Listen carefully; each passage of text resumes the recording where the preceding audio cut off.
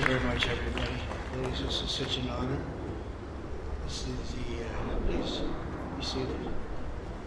This is the first time we've been at the new and improved Rose Garden. And people are loving it. They're loving it like they've not loved a lot of things. We have the Presidential Walk of Fame, which you just saw. And we just opened, we wanted to get it open for this occasion. We were hoping we were able to get outside and the weather allowed us to. It was supposed to be a terrible rainy day. I was telling Eric, and God was watching and he didn't want that for Charlie. He just didn't want that. So it was really beautiful. Couldn't be more beautiful. Today we're here to honor and remember a fearless warrior for liberty, a beloved leader who galvanized the next generation like nobody I've ever seen before, and an American patriot of the deepest conviction, the finest quality and the highest caliber, the late, great Charlie Kirk.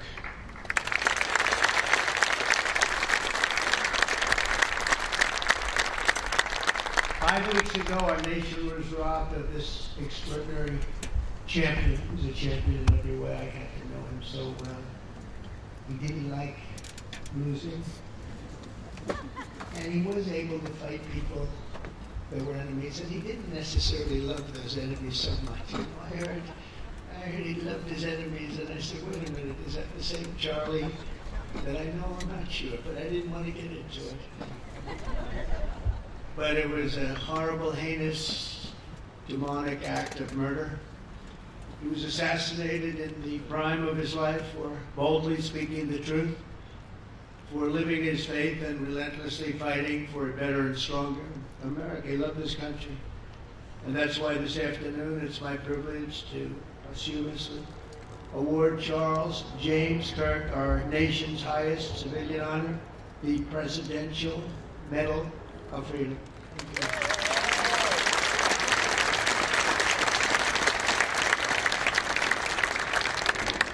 As you know, only hours ago I returned from a very historic trip to secure peace in the Middle East. People said that couldn't be done. Charlie felt it could be done. Charlie felt it could be done.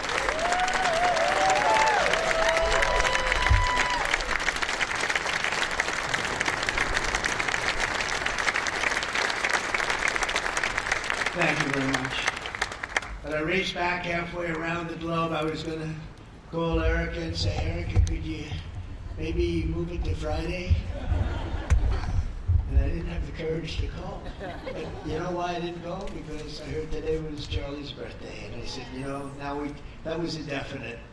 And I said, we're going to have to forget about some of those very big, very rich countries that expected me to be there. And I can tell you, based on the length of that flight, I wouldn't want to go back tomorrow. But I would not have missed this moment for anything in the world. Nothing. And it's a very important time for our country, and our country is doing so well. It's never done better. We are a country with almost now $18 trillion of investment coming in. Nobody's ever seen anything like that. Previous administration had less than $1 trillion for 4 years. We have more than 18, or it'll be much more than 20 by the time of the year. More than $20 trillion. There's never been a country in the world that had anything like that. What's happened to our country is incredible in a short period of time. Charlie was a big person for, sir, can we close up those borders, please, a little bit, you know? Really leaking badly. I said, Charlie, I haven't gotten there yet. But, you know, it came out the last 4 months. Literally nobody was allowed into our country. And the only people that were allowed in were people that came in legally. The borders are absolutely stone cold closed. And they reported 0, 0, 0, and 0. So that's pretty good. But he was a big believer. He wanted people in the country more than I did, frankly. He wanted them to come in legally. And he got his wish. October 14th is Charlie's birthday, and he should have been turning 32 years old that day. When I first met him, he was like 22. And I said, boy, he's awfully young. But I thought he was older than that, you know. looked a little bit older than his age. That's okay. That's not good when you're old, or when you're young. That's good. He had the best of all things, but he was special. But instead, Charlie is attaining a far more important milestone. We're entering his name forever into the eternal roster of true American heroes. He's a true American hero, an amazing person, way, way beyond his years. And I'm honored to be joined by a woman who has endured unspeakable hardship with unbelievable strength, and that's Charlie's widow, Erica. And I just want to thank you, Erica. He loved you so much. I was with him. Thank you, Erica.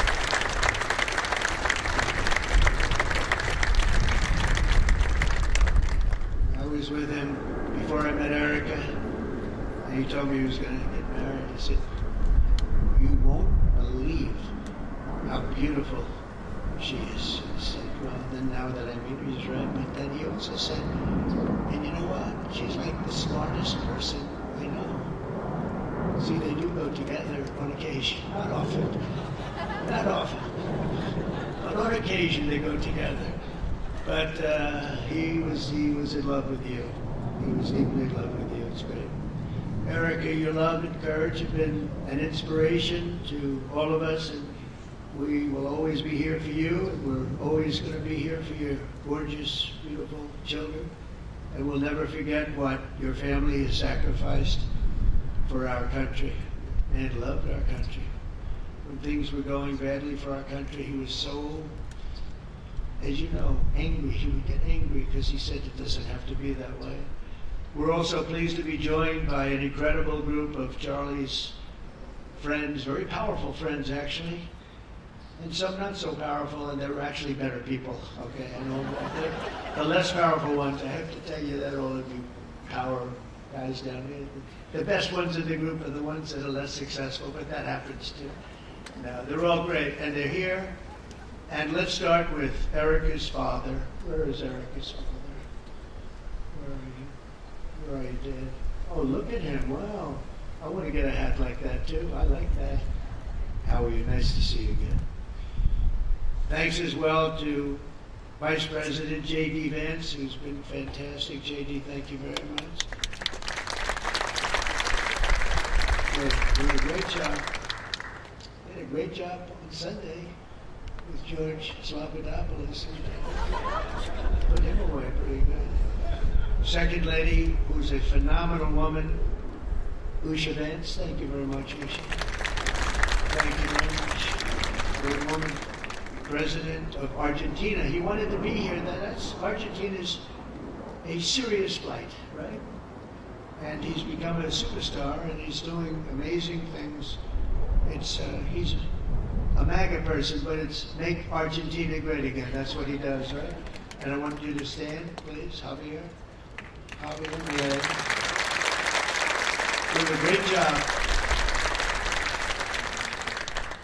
Thank you very much. Many members of my cabinet are here, just about all of them are here. I won't go into every single one of them, but I'll announce a few of the people that have really turned this country around and helped me. Incredible people. Speaker of the House, Mike Johnson. Where is Mike? What a job you're doing, Mike. What a job you're doing. And I watched you this morning and you're in there trying to say, look, just let the country open. Everything will be fine. We're dealing with some radical left lunatics. And I just wish Charlie was here to fight us. I think the fight would have been over already. He would have had a march on the Capitol by people whose average age is about 21, because there's nobody that had that relationship with young people. Right, Mike? So thank you, Mike, for being here. House Majority Leader Steve Scalise. Steve, thank you very much. A brave guy, a friend. House Majority Whip, another terrific man, Tom Emmer. Thank you, Pat. Senate Majority Whip, John Barrasso. All these senators, I'm going to get in trouble. I'm not going to read all their names. I'll be reading all day. We'll be talking without Charlie in about 45 minutes. So no, we can't do that. So all of the senators, there's so many of you, thank you very much. I do want to thank Senator Thune for doing a terrific job. He's really been leading properly. Do you agree, Mike? The team, the two of these guys have been fantastic. So to Senator Thune, I want to thank you very much. Incredible job. Watched him this morning, and he was out there pounding him this morning on television too. And John Barrasso, thank you for the work you've done, and congratulations on your success. But I want to thank you all and all of the Congress people that are here. I see we have our Attorney General here, so, and you are doing a fantastic job. Thank you very much, man. Thank you. Thank you. We have everybody. Wow. That's incredible. Okay, I'm not going to do any more. We'll be here too long. But I just want to thank you. Have given him such support, but he always gave you such support. That's why you're here. And very unusual. James Kirk was a visionary and one of the greatest figures of his generation. He was truly an amazing figure. And growing leaps and bounds, he knew that the fight to preserve our heritage is waged not only on the battlefield and in the halls of power, of which we have tremendous power here, including the head of a place called War. We call it now War. We had Defense. We had our Secretary of Defense. Now we have a Secretary of War. And somehow I think it's more emblematic, and hopefully we'll never have to use war, but the fact that we're ready is very good. Peace through strength is very important, but also in the hearts of our nation's youth. That's where Charlie rode strongest. At age 18, that insight inspired Charlie to found the organization that ultimately touched the lives of millions and millions of people, and so many young people that nobody's ever seen anything like it, frankly. Turning Point USA. It's amazing. And it's actually bigger now. It's become bigger in the last few weeks. And Charlie had a thought. I think his end vision in many years from now would have been just a fraction of what it turned out to be in a couple of weeks, right? It's amazing. With hard work and joyful spirit and endless enthusiasm and determination. And he did have great enthusiasm. You know, I always say you need enthusiasm to be successful. He had great enthusiasm. Charlie grew Turning Point into the largest conservative youth organization in the entire country. He forged a personal bond with countless young conservatives. He fought for free speech, religious liberty, strong borders, and a very strong and proud America. In everything he did, he put America first. He really put America first. And ultimately, Charlie became more than a leader of an important organization. He became the leader of historic movements all over the country. There were movements, individual movements, one movement, but it was historic. Everything he did was historic, and a true evangelist for the cause of freedom and the word of Almighty God. God was very important to Charlie. He would say, you know, if you don't have religion, you're not going to have a strong country. It's true. He was so wise behind the years. You know, I talk to him sometimes and say, this guy is like a young guy. He was really a wise man. From the time Charlie worked on my presidential campaign in 2016, and he was there right from the beginning. He liked me. I don't know. I didn't have no idea why. What the hell was he thinking? He said, you're going to win, sir. I said, you know, I'm running against 17 senators and a lot of tough people and governors. We have all these people. And he says, no, you're going to win, sir. He said, not going to be close. And he made it happen. He helped make it happen, I'll tell you that. Without him, who knows what would be. Maybe you'd have Kamala standing here today. That would not be good. I will tell you, Javier, you don't know who Kamala is. It would not be good. Do you agree with that, Howard? He also mobilized countless citizens to go vote. It's called Go Vote. Very simple. And with his help in 2024, we won more young people than any Republican by far in the history of our country. And we won the popular vote. We won the swing states, all 7 of them. Remember, they said, oh, well, if Trump could win 4, that would be nice. I win 7 by a lot, by a landslide. But the popular vote was massive. And we won the Electoral College. Remember, they said, well, it's going to be very hard. I'd say 270. Well, we got 312 to 226. And then we won something called districts, councils, and different things. But In one case, we won 2,750 to 525. That's the one where you see the map is almost entirely red, except they have a little blue line on one side and a little blue line, meaning New York and a little bit Los Angeles. I have a feeling that if the vote were 100%, we would have won that too. You want to know the truth. But he knew, and he knew very well, and he also understood honesty, and he was always concerned with honesty. He said the only way we could lose is if the cheating gets so bad, and that's where we came up with a little phrase, too big to rig. We said, go out and vote. Just go out and vote. And we had that, and remember we used to say that all the time, because people would say, oh, they're going to win, we don't have to vote. Let's go to a movie, we'll come home and watch later. And he wasn't about that, so we come up with really together, we came up with that phrase, we're going to make it too big. I never made a speech where I didn't say at the end, now look, the polls are showing good, don't believe the polls. I said, we're going to make it, Susie, right? Too big to rig. So if you think we're going to win by a lot, doesn't matter. Pretend we're losing. You got to go out and vote. They voted. And at 9:02, the whole thing was over, right? 9:02. Remember they said, oh, this could go a few days. Well, it went a few minutes. 9:02. And he knew that. And I felt it, but he knew it. He knew it. I think he knew it more than anybody. But Charlie never missed an opportunity to remind us of the Judeo-Christian principles of our nation's founding, or to share his deep Christian faith. In his final moments, Charlie testified to the greatness of America and to the glory of our Savior, with whom he now rests in heaven. And he is going to make heaven. I said, I'm not sure I can make it, but he's going to make it. He's there. He's looking down on us right now. So incredible. Look at this. How this turned out. This was supposed to be so dark and cloudy. Not dark and cloudy, I said. And look at that, how beautiful that is. There's no artist that can capture it as beautiful as it is today. Wow. It's amazing. As I said, on the day that he was assassinated, Charlie Kirk was a martyr for truth and for freedom.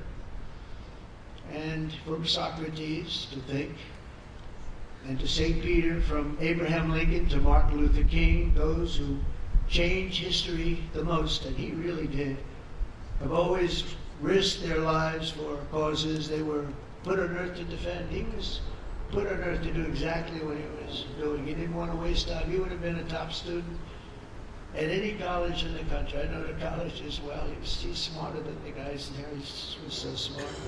But he almost, I guess, didn't have the time, because he knew what he wanted to do. It wasn't like, gee, I want to sit in the classroom for 4 years listening to people teach me liberal principles. Because they were never going to teach him that anyway.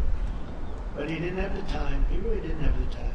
But every time the enemies of goodness and virtue tried to silence the voice of righteous and noble leaders like Charlie, they fail. They seem to fail. Ultimately, they look like they're doing well, and then they end up failing, because the truth has been unrelenting over the years, over history. And people like Charlie, it's just they've got a power that others don't have, and very few people will ever have. So today, like those martyrs before him, Charlie's voice, his message, and his legacy are stronger and greater than ever before. They are greater than ever before. Look, this is a horrible event, but it brought out the greatness of Charlie. Nothing could have ever supplanted this.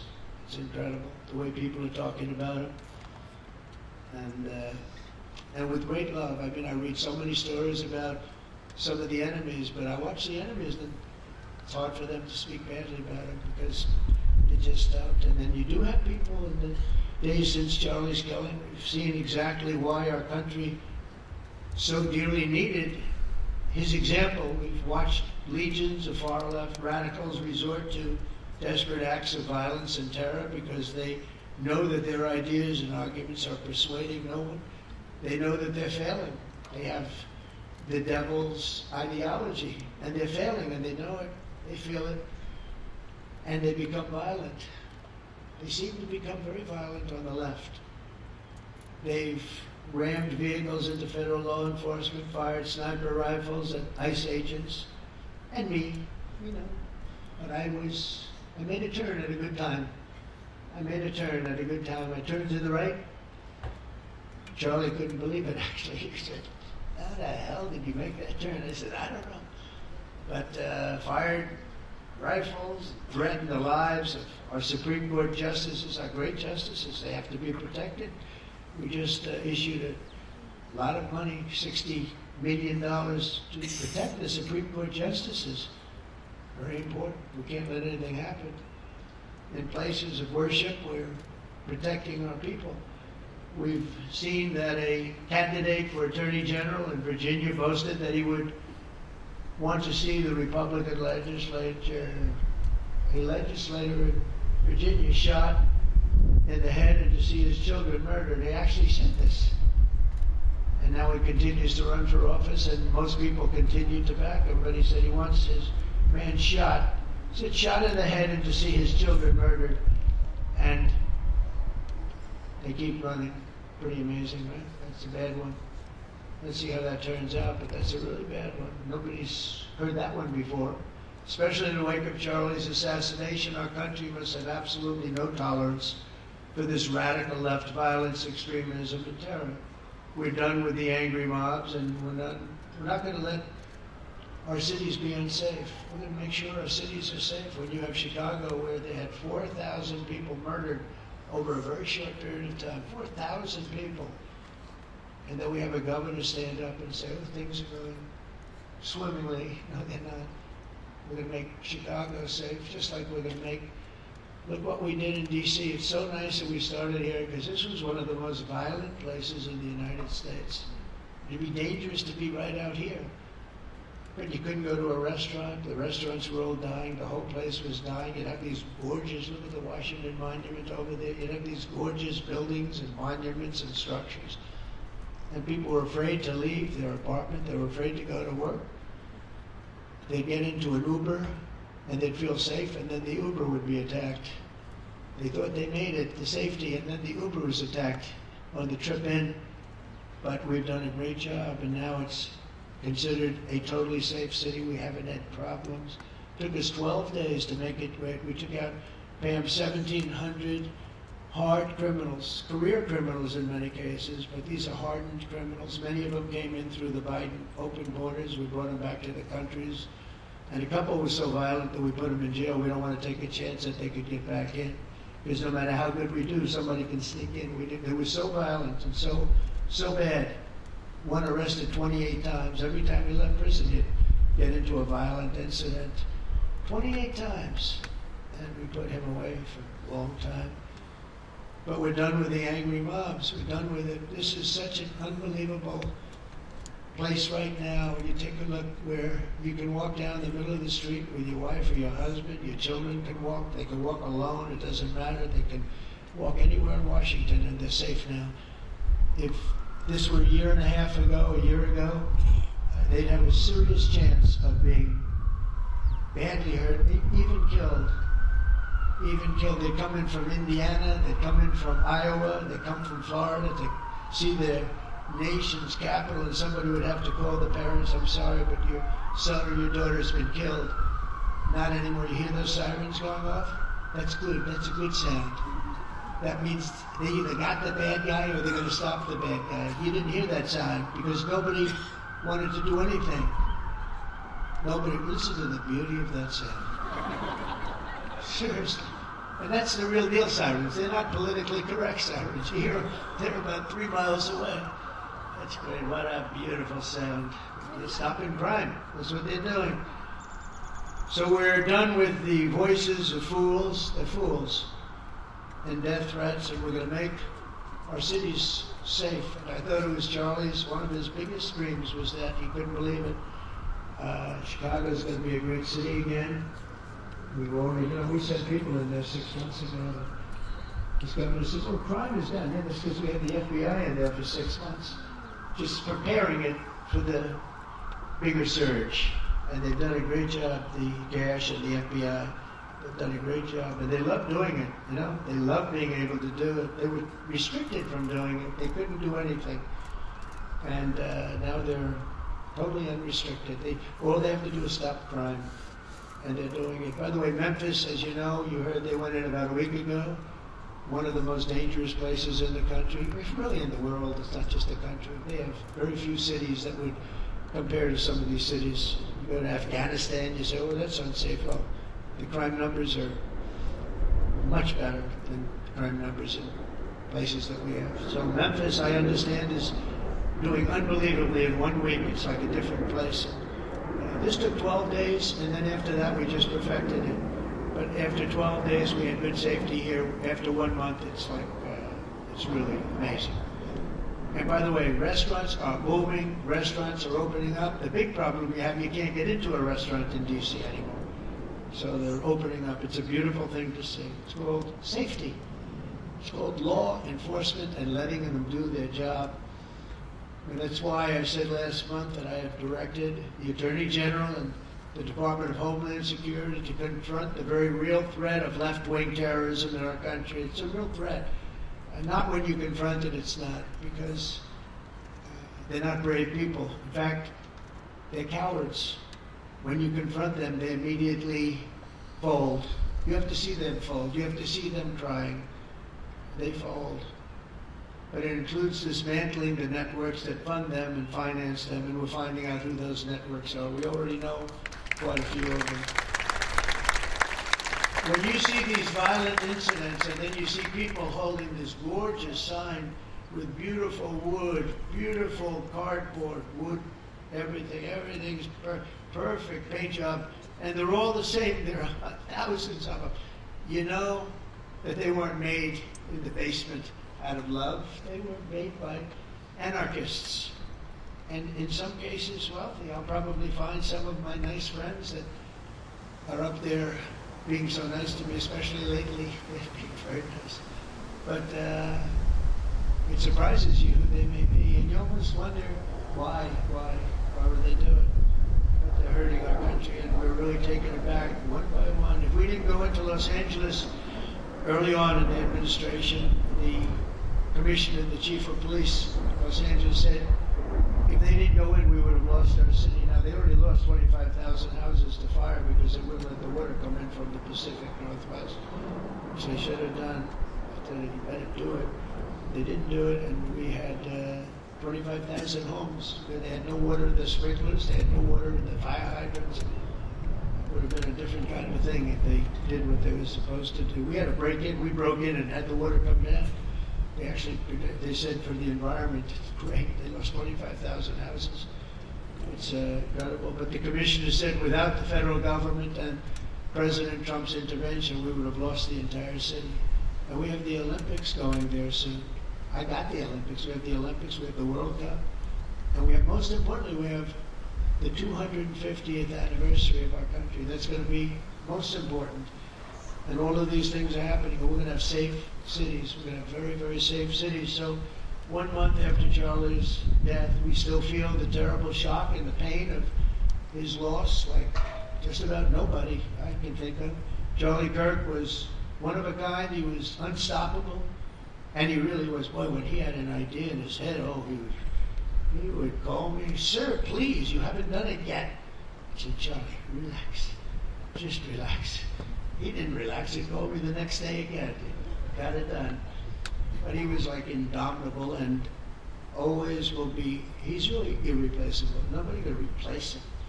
But they're going to do great. But you can't replace that kind of person and that kind of talent, frankly. The word talent is an important word, but that kind of talent. So we hold his memory in our hearts forever. Every single day of this administration, we will continue to carry out the mission for which he lived. And he really did. He lived for this country. He lived for his wife and his family, but he lived for this country too. In Charlie's honor, we will continue like we have been to fight, and to win. We're going to win so much.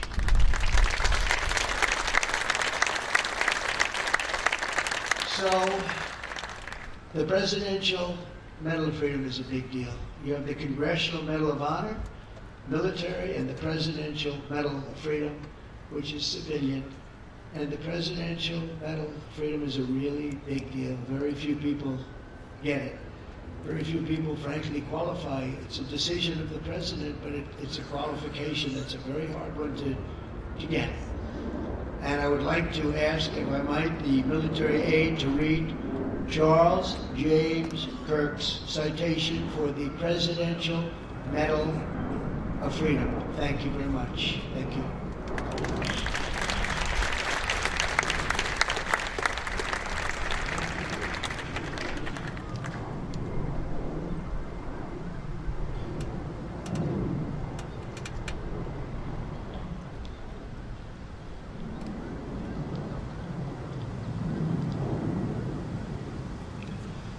The Presidential Medal of Freedom is awarded to Charles James Kirk.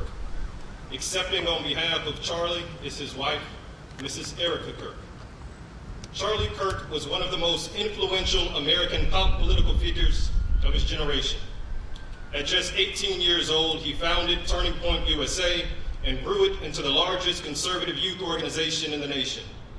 For over a decade, he tirelessly traveled the country leading a movement to restore respect for our founding principles, reawaken our national identity, and inspire a renewed spirit of religious devotion.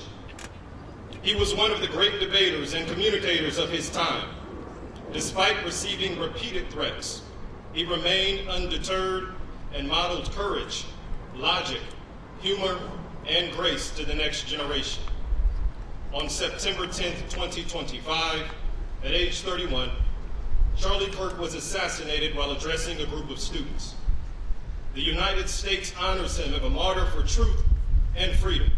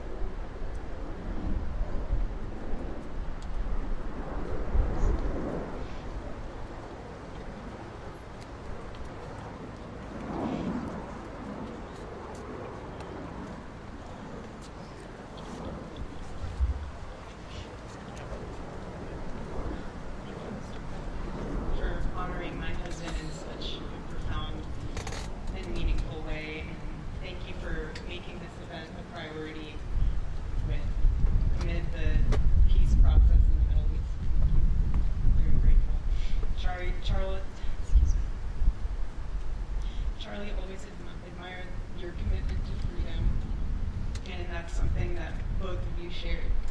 Thank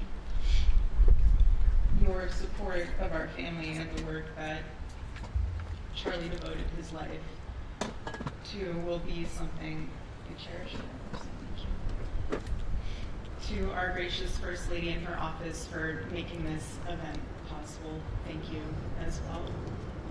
Thank you. To Vice President and the lovely Lucia Vance, your friendship has been an unbelievable encouragement. Thank you.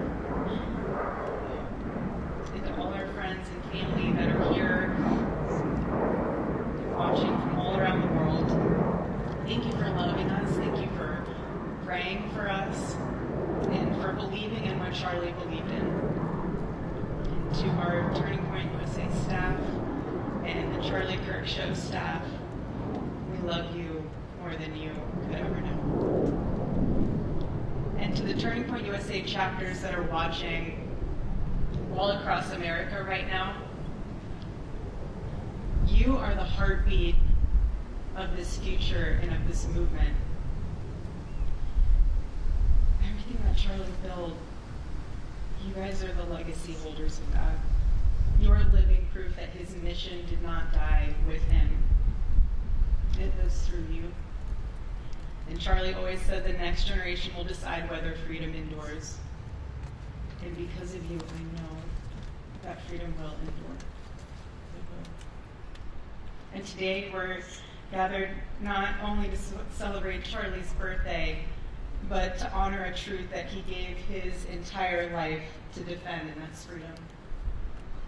The very existence of the Presidential Medal of Freedom reminds us that the national interest of the United States has always been freedom. Our founders etched it into the preamble of our Constitution, and those words are not relics on parchment.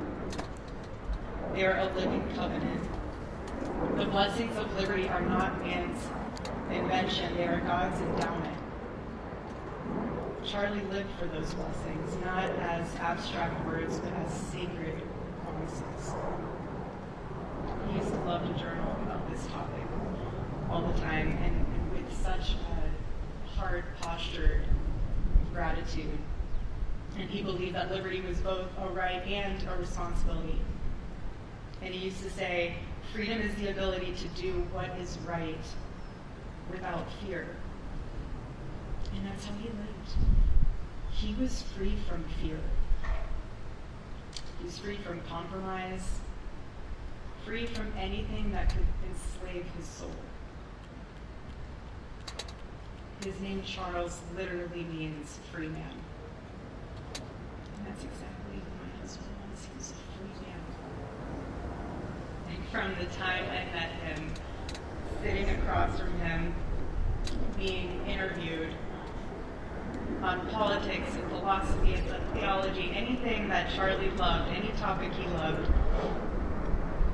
And I just saw the fire in his soul, and there was this divine restlessness within him that came from knowing God placed him on this earth to protect something very, very sacred. For all of us, and he never stopped fighting for people to experience freedom. He didn't. Charlie often said that without God, freedom becomes chaos. And he believed liberty could only survive when anchored to truth. And I remember in one of his speeches, he told the audience that the opposite of liberty isn't law. He said it's captivity. And that the freest people in the world are those whose hearts belong to Christ. But what's so powerful is that Charlie had the ability to communicate so brilliantly across all generations. And he reminded us that in a world that tells us freedom is doing whatever you want to do, the real freedom is the power to live freely and to do what is right. And in one of his journal entries, he wrote that he wanted everyone to know that you can't have liberty without moral responsibility. Freedom divorced from faith eventually just destroys itself. And what's so fascinating about all of this is looking back these past 12 years of Turning Point USA and his mission, there's almost this veil of sacredness. Because what I realized is that while he was building an organization, he was also building a movement. One that called people back to God, back to truth, and a movement that was filled with courage. And ironically, for a man who impacted millions, Charlie never desired to be the center of attention. He just wasn't. My husband was not a man of extravagance. He loved simple but deeply meaningful things. Truly. He loved his late night walks. He loved buying more books than he could ever read because he felt there was no such thing as a book legend. And he loved being able to read to our kids the same bedtime story on repeat because he knew it was their favorite. And to him, that was special.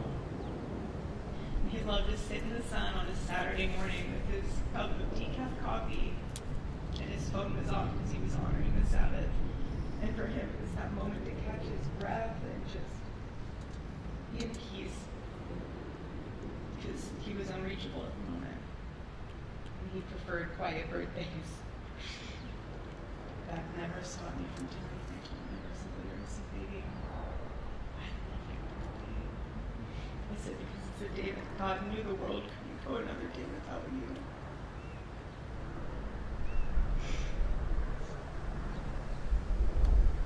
So the rhythm of our usual birthday celebration for him was mint ice cream, mint chocolate chip ice cream. He only had it twice a year, on his birthday and 4th of July. And then after that, he was back to work as usual. But last year, his one birthday wish was to see the Oregon Ducks play the Ohio State, and they won. Oregon won that night. And it was by far one of the most memorable nights of his birthday experience of his life until today. And so, honestly, President Trump, I have spent 7.5 years trying to find the perfect birthday gift for Charlie. And it's so difficult. And those of you that have spouses or loved ones, you know how difficult it is sometimes to buy a gift for someone that you love. Because he wasn't a materialistic man, so that also did not help. But now I can say with confidence, Mr. President, that you have given him the best birthday gift. He gives me the time.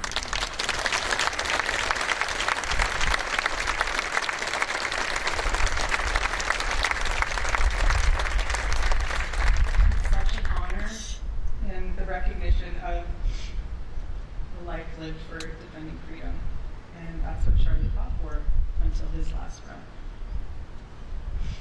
And it was written across his chest in those final moments on one of his simple t-shirts that always carried a message, and this one bearing a single word, freedom. That was the banner over his life, and that shirt was a declaration. The same declaration he made in every speech, every campus visit, every time he shared the gospel at a church, every sleepless night that he would spend praying for the youth of this nation and planning for the future of our country, and just impressing upon them that when we defend liberty, we defend the soul of our nation. My husband never told anyone what to say. He never did. He never told anyone what to say. He would just encourage them to think. He would encourage them to think outside of the traditional political labels. He would want them to think in a way that was anchored in wisdom and truth. He would never tell anyone what to say. Charlie wasn't content to simply admire freedom. He wanted to multiply it. He wanted to multiply freedom. He wanted young people to taste it, and to understand it, to defend it. He wanted them to see that liberty isn't self-indulgence, it's self-governance under God. He wanted them to see that. And every day I'd see him getting ready for work. Put on his cross necklace, he was wearing a sword. And the boldness of his demeanor was always fearlessness. He wasn't afraid. He was never afraid. In his daily actions, whether in office or on campus or at a church, it was always without fear. That was his creed. That is how he lived out every single day. He didn't fear being slandered. He did not. He didn't fear losing friends, I can tell you that. He didn't. He didn't care. He stood for truth and stood for freedom, and he did not. Everything else was just noise to him. And it's because his confidence in Christ was absolute. There was no limit to what he would have sacrificed to defend freedom for all. And if the moment had come, he probably would have run for president, but not out of ambition. He would only have done it if that was something that he believed that his country needed from a servant's heart standpoint. Charlie lived only 31 short years on this side of heaven, but he lived. He filled every single day with purpose, and he fought for truth when it was unpopular. And he stood for God when it was costly. That's what we're called to do. Surprisingly enough, he did pray for his enemies. Which is very hard, but he did. He did. He did. No I mean, I saw him do it. No, he never did it in front of anyone else, but I can attest to that. But he also loved people when he was a kid. And he ran his race with endurance, and he kept the faith. Now he wears the garment of righteousness. And for me and for our children, the truth really studies our grave, because heaven gave what earth could no longer contain. A free man, faithfully free. To all watching, this is not a ceremony. This is a commissioning. My message is simple. I want you to be the embodiment of this medal. I do. I want you to free yourself from fear. I want you to stand courageously in the truth. Listen to the still, small voice of God. And remember that while freedom is inherited in this country, each of us must be intentional stewards every single day. God began a mighty work through my husband, and I intend to see it through. And the torch is in our hands now. It's in mine, it's in yours, it's in all of yours, it's in all those students who turn what you say. And before I close, I'll share with you that I asked our daughter what she would like to say to Daddy for his birthday.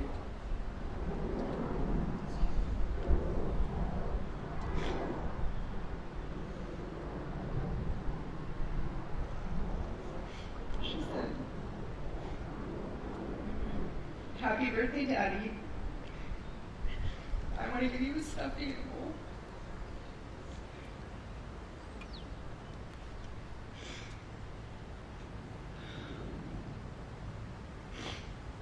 I want you to eat a cupcake with ice cream. And I want you to go have a birthday surprise. And while our son is precious, he can't yet speak, in classic Kirk family fashion, his actions spoke louder than his words, and his gift to you, Charlie, and myself for that matter, was deciding to become the man of the house and be fully potty trained at 16 months. Charlie, baby, I know that you're celebrating in heaven today. We love you, and we promise we'll make you proud. Charlie's life was proof that freedom is not a theory, it's a testimony. He showed us that liberty begins not in the halls of power, but in the man of a heart surrendered to God.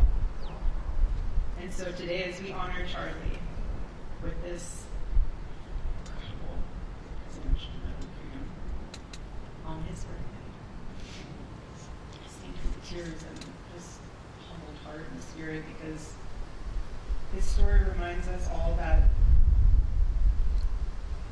to live free is the greatest gift, but to die free is the greatest victory.